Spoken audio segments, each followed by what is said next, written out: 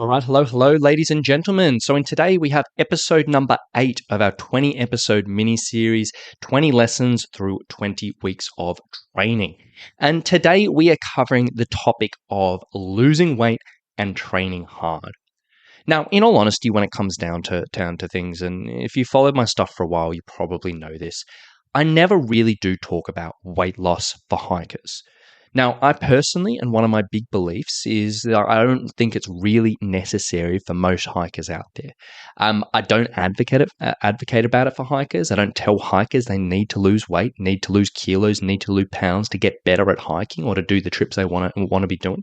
And I much prefer leading people towards focusing on supporting their fitness, their strength, and their energy rather than stressing about weight loss.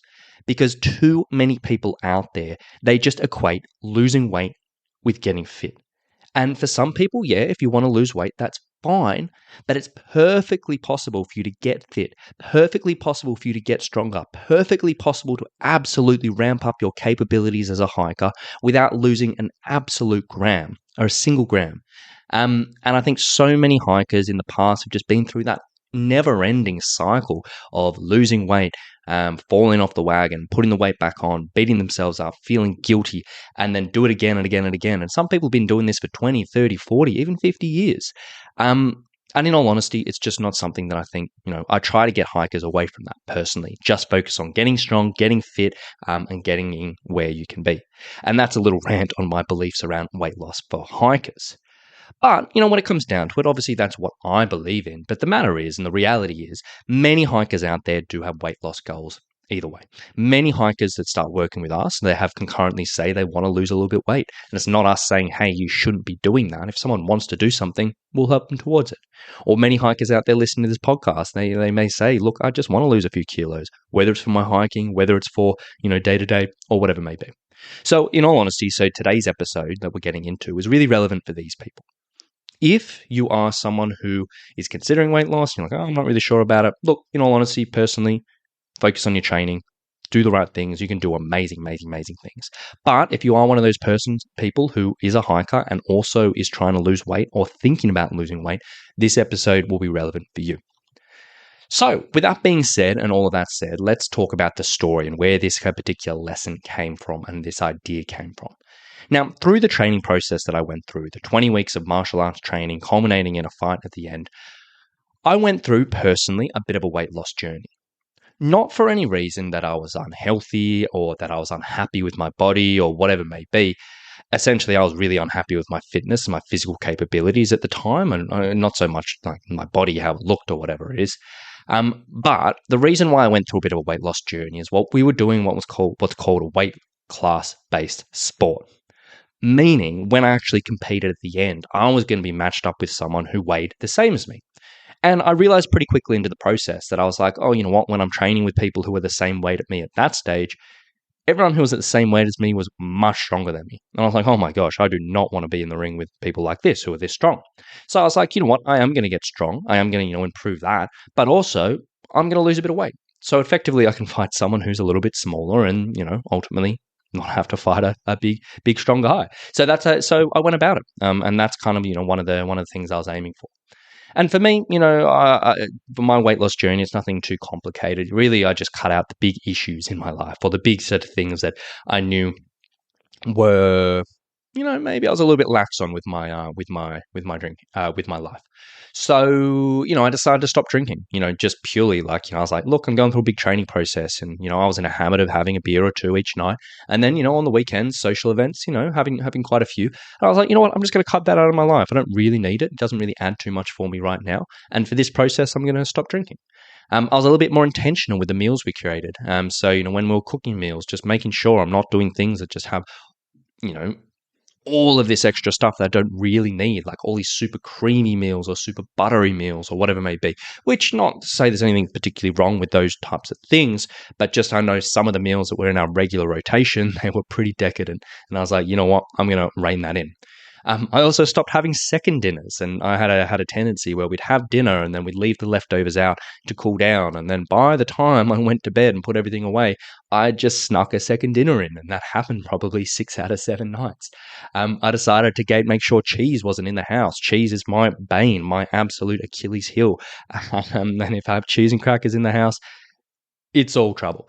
So all of these things I kind of cut out. And slowly but surely, cutting these things out, plus all the training I was doing, things started to drop. But as we went through the training process and as we begin to ramp things up after weeks after weeks after weeks, as the intensity and the difficulty of the training went up, I realized something.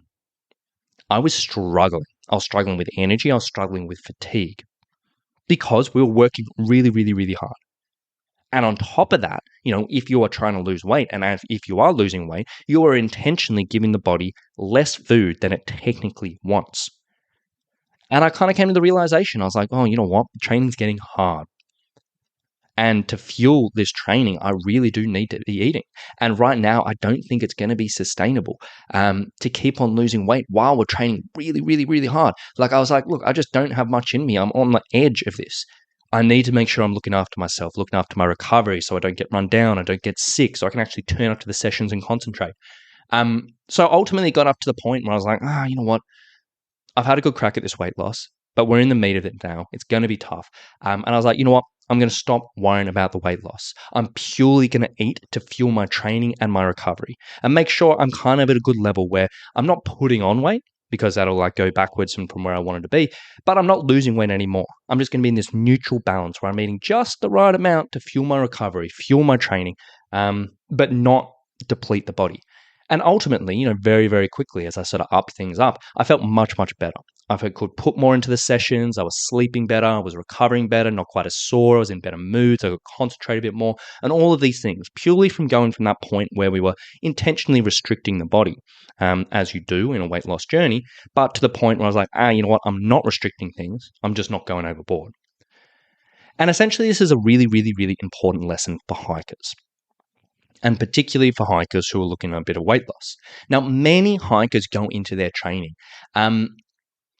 with a bit of a concurrent goal of getting fit and getting ready for their trip, but also losing weight.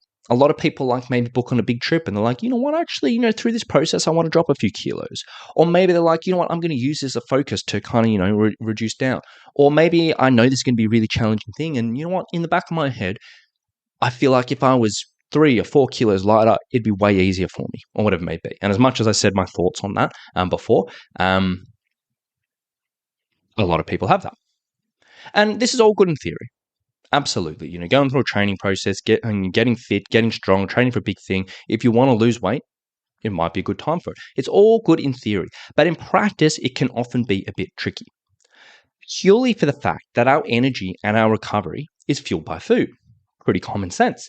And if we are not eating enough to support this, we may lose weight, but it can affect our energy, it can affect our recovery, it can affect our performance during our training, it can affect our mood and all of these different things. It's just a typical thing. If you're not fueling the body with enough food and forcing it to lose weight, these other things are going to be affected.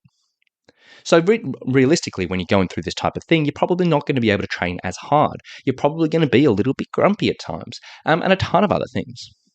Now, this really isn't a big deal if weight loss is your pure goal. If you're like, you know what, I don't care about hiking, I don't care about getting fit. Really, all I'm doing this and training for is to try and lose weight. It doesn't matter, because you can turn up in the gym. You can absolutely perform absolutely terribly, but as long as you're doing the right things with nutrition, that'll be leading towards your goal. But if you're training for a performance goal, and when we're talking about hiking, a performance goal is literally getting out on the trail, feeling fitter, faster, stronger, getting through your trip in a good spot, or whatever it may be, this can be an issue. Because we want to be making sure our training is helping us towards that. We want to be making sure we're in a position where we can push in our training, we can improve our fitness, we can improve our strength, we can improve our resilience and keep you moving forward towards that. So it can be a bit of an issue. So ultimately, long story short with all of this, weight loss and training hard at the same time is just not much fun at all. It can be done, but it sucks. It really does suck. And, it's not something I would really particularly recommend. But, if you are wanting to lose weight, and again, I gave my thoughts on that before, but if you personally, for your personal reasons, want to lose weight, you're also training towards a big adventure and you're like, oh, I've got a date I need to be ready for. What should you be doing? How can you balance this out so it just doesn't suck and it's terrible or whatever it may be? Well, first of all, I'll reiterate again. I know I said it twice or three times already, but as a hiker, if you're trying to prepare for a trip, you do not have to lose weight if you don't want to, if you don't enjoy it, if that's not something that you're particularly worried about. A lot of people equate losing weight to becoming a better hiker. It's just not 100% necessary. You can do it if you want, but it's not necessary. As long as you're improving your fitness, improving your strength, moving things forward from that, any hiker can absolutely get in a fantastic position without losing the ground. But saying that, if you are adamant, here are two options for you in regards to weight loss and training hard. Now, option number one is one approach you can do. If you've got a big trip coming up and you've got a date you're trying to get ready for, and with your training, the way things usually work is we usually start off slow and over time slowly make things harder and more intense and more difficult, ultimately with the hardest training in the last period before you go on your trip. So if you've got a bit of a weight loss goal, an option here, if you've got a particular date, is in the early part of your training journey, when things aren't quite as difficult, when things aren't quite as intense, when things are a little bit easier, you can focus on your weight loss during this part because it doesn't matter too much. You're not working that hard. It's not that difficult. And then when things do start to ramp up, when you begin to incorporate your harder training sessions, get a little bit more intense, put a bit more effort in, then you can adjust things and say, you know what, I've done my weight loss. Now I'm going to aim for that maintenance where I'm not gaining, I'm not losing, but I'm just kind of staying the same.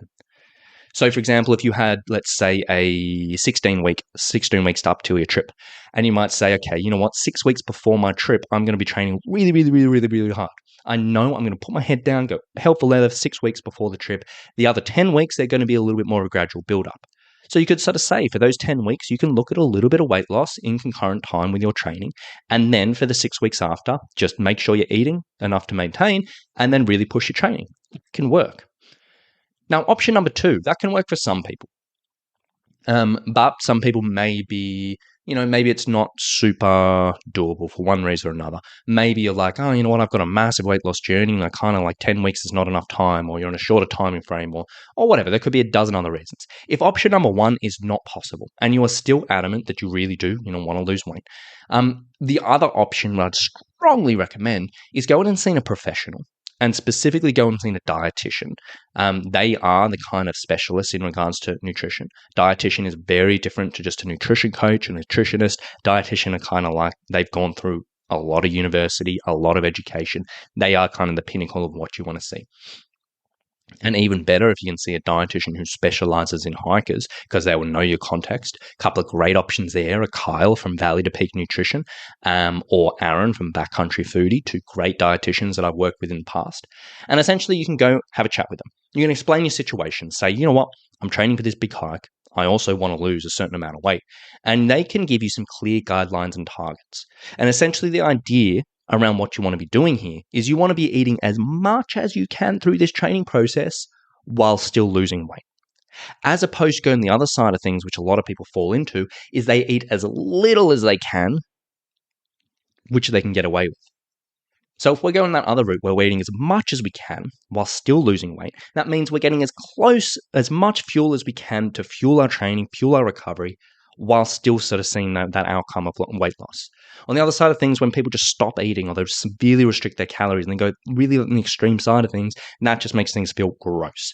And trying to figure this out for yourself, it can be tough. It can be tricky. And if you just don't know what you're doing, you don't have much experience in regards to weight loss or nutrition or whatever, seeing a professional really does do wonders. You can get clear guidelines, clear targets, and it'll take a lot of the guesswork out.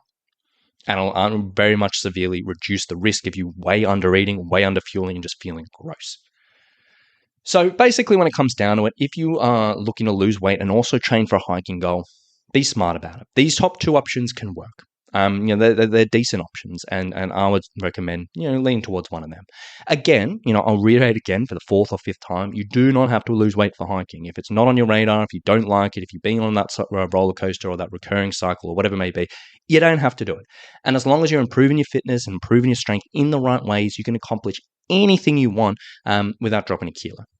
But if you are determined to lose weight and also train for hiking at the same time, make sure you do it the right way and make sure you don't fall into that position where things are really just going to feel nasty and terrible. So, with that being said, I really do hope this helps a few people. I hope that makes sense. I hope it gives a bit of clarity, and I hope it kind of helps a few people, avoid that little pitfall of just trying to train hard and lose weight at the same time and ultimately end up feeling gross. So, with that being said, I really do hope you've enjoyed today's episode. I hope you got a bit out of it, and we'll talk to you very, very soon. Bye.